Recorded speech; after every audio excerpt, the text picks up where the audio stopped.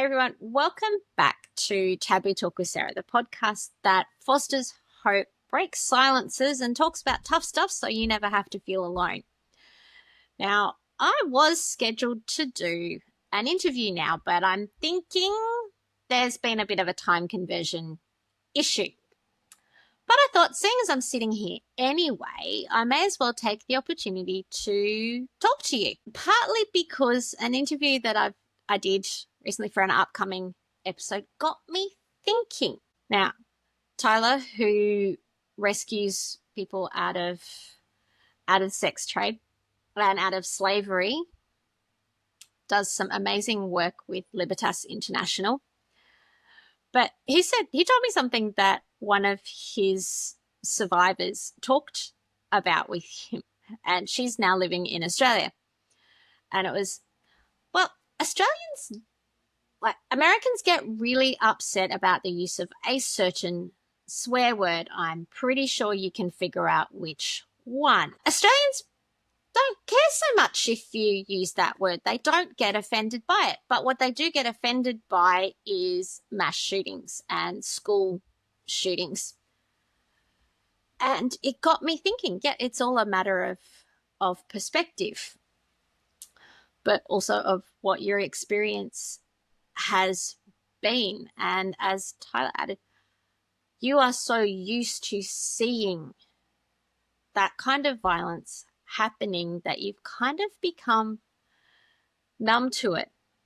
Where here in Australia, we haven't had a mass shooting incident in a very long time.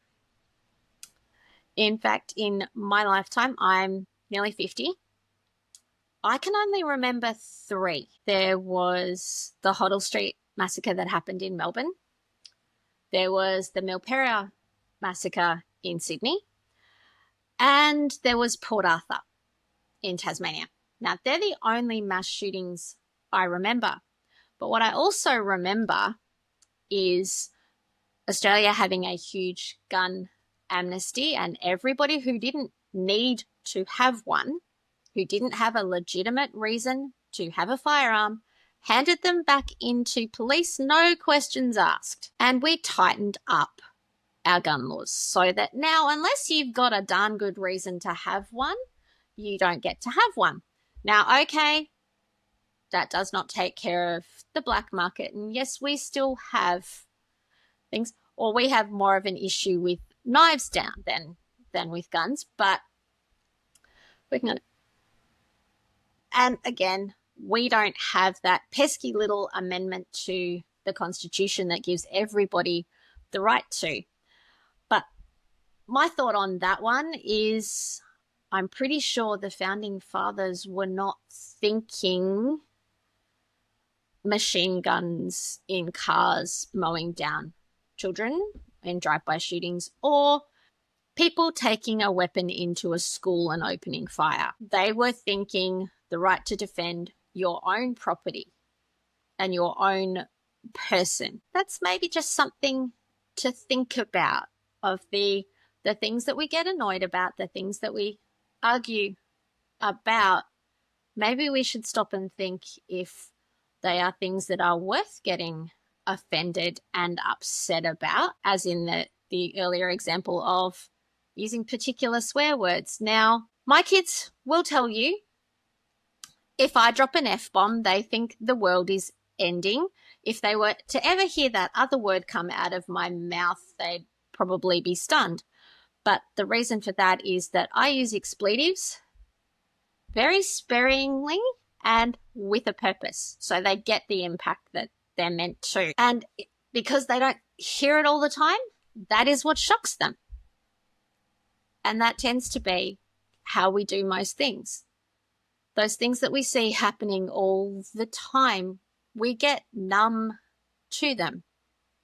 It's only when something is brought to our attention that it's not like that everywhere, or that it doesn't have to be that way, that we start thinking about it. Just my 2 cents and something to think about. Where are we getting offended rightly? And where are we getting our knickers in a twist when it really isn't that important.